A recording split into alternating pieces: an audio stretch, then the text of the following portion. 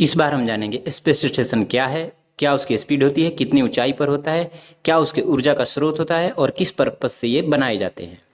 Mission Gaganyaan के तहत भारत अपना खुद का स्पेस स्टेशन लॉन्च करने जा रहा है और इसी सप्ताह चाइना ने अपने स्पेस स्टेशन तियांगोंग का एक भाग लॉन्च किया है, जिस कारण स्पेस स्टेशन चर्चा का केंद्र रहा है।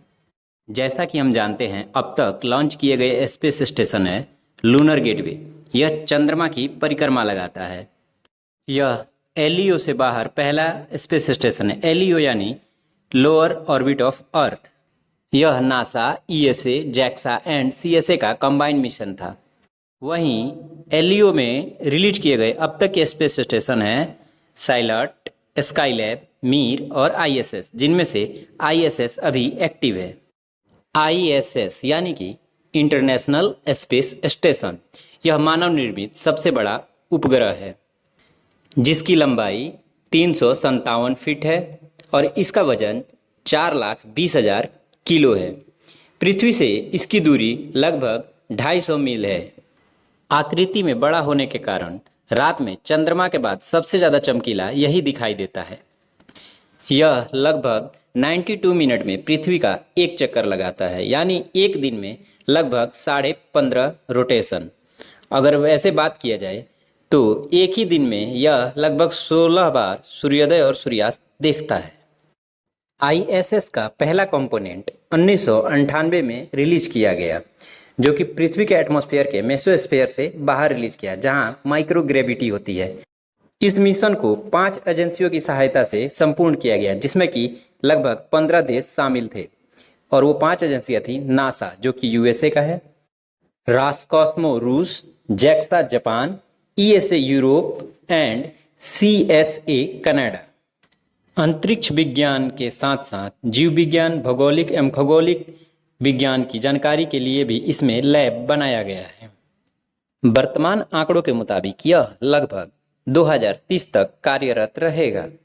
जानकारी के मुताबिक चाइना भी 2023 तक अपना तियोगोंग अंतरिक्ष स्टेशन कंप्लीट कर लेगा, जिससे कि इसका अपना अंतरिक्ष स्टेशन हो जाएगा। भारत मिशन गगनयान के तहत Indian human space flight program चला रहा है, जिसमें कि लगभग 20 टन वजनीय स्पेस स्टेशन लॉन्च करने की परियोजना है। मिशन पूर्ण होने के बाद यह अब तक का सबसे कम लागत के साथ सबसे सुरक्षित स्पेस स्टेशन होगा। ये सभी स्पेस स्टेशन थर्मोस्फेयर और एक्सोस्फेयर में रिलीज किए जाते हैं, जहाँ की ऊर्जा का स्रोत सनलाइट और रेडिएशंस होता है। इन सभी सैटेलाइट और स्पेस स्टेशन में सोलर प्लेट्स होते हैं, जो कि सनलाइट और रेडिएशन से फोटोन एनर्जी को डायरेक्ट इलेक्ट्रॉन एनर्जी में कन्वर्ट करते हैं। पृथ्वी के एटमॉस्फेयर की बात किया जाए तो इसे 5 भागों में बांटा गया है। ट्रोपोस्फेयर, जो सबसे लोअर स्फेयर है, जिसमें कि हम एक्टिव हैं। हमारे प्लेन, पंछी, ये सभी एक्टिविटी ट्रोपोस्फेयर के अंदर ही होती है। उसके बाद है स्ट्रेटोस्फेयर, जिसमें कि ओजोन लेयर आता है, फिर मेसोस्फेयर, फिर थर्मोस्फेयर, फिर आता है एक्सोस्फेयर। स्पेस स्टेशन में ग्रेविटी निग्लिजिबल होने के कारण किसी भी मास में वेट नहीं होता, अर्थात जो भी चीज़ जैसी होती है वो उसी स्थिति में बनी रहती है। बिना सपोर्ट के कोई भी चीज़ अपने स्टेबिलिटी बनाई रखती है, यानी किसी भी चीज़ का गिरना, फैलना विदाउट एक्सटर्नल फोर्स नहीं होता है।